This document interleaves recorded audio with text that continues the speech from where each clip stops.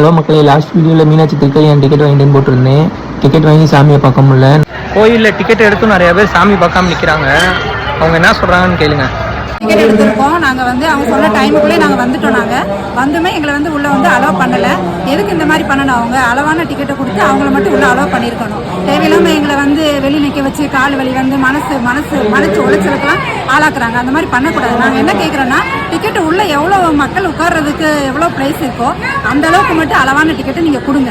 எங்களுக்கு டிக்கெட்டு நாங்கள் வாங்கிட்டு தான் வர நாங்கள் ஆசைப்படல. நாங்கள் வெளியே நின்று கூட நாங்கள் மாங்கல்யை மாற்றிக்கிறோம். நாங்கள் ஏன்னா அந்த டிக்கெட் எடுத்து உள்ளே போவோங்கிற அந்த ஆசையில் தான் நாங்கள் வந்தோம். இங்கே பாருங்கள், 200 டிக்கெட்லாம் எடுத்துகிட்டு வேஸ்ட் எங்களுக்கு. இப்போ நாங்கள் 8 மணிக்குள்ளே மாங்கல்யை நாங்கள் மாங்கல்யை மாற்றலை. அதனால் அவ்வளோ சந்தோஷமாக ஆசைப்பட்டு நாங்கள் வெளியூர்லேருந்து வர்றோம். நாங்கள் அந்த டைமுக்குள்ளே எங்களால் மாங்கல்யத்தை மாற்ற முடியல.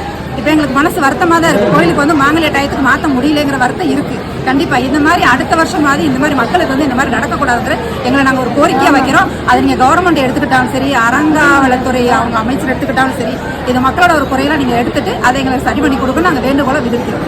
எல்லா மக்களும் எல்லாருமே இருக்காங்க. எல்லாத்தையும் கேட்டு பாருங்க. அவங்கள்ட்ட கேட்டு எல்லாருமே உட்காந்துருக்காங்க. டிக்கெட் எடுத்துட்டு உள்ள சாமி பார்க்காம நிறைய பேர் லைன்ல இருக்காங்க. அப்படியே காட்டுறேன் பாருங்க. எல்லாருமே டிக்கெட் எடுத்திருக்காங்க.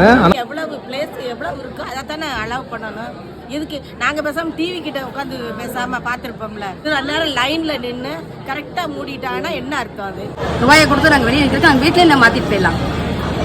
ஏன் உங்களை உள்ள அலோவ் பண்ணலையா? பண்ணல. என்னன்னு தெரியல. சாமி பார்க்கறதுக்கு இன்னும் அலோவ் பண்ணாமல் வச்சுருக்காங்க. எல்லார் கையிலையும் ஆனால் டோக்கன் வச்சுருக்கோம். என்னன்னு தெரியல. இவ்வளோ நேரம் ஆச்சு. காலைல 6 மணிலேருந்து நிற்கிறோம்.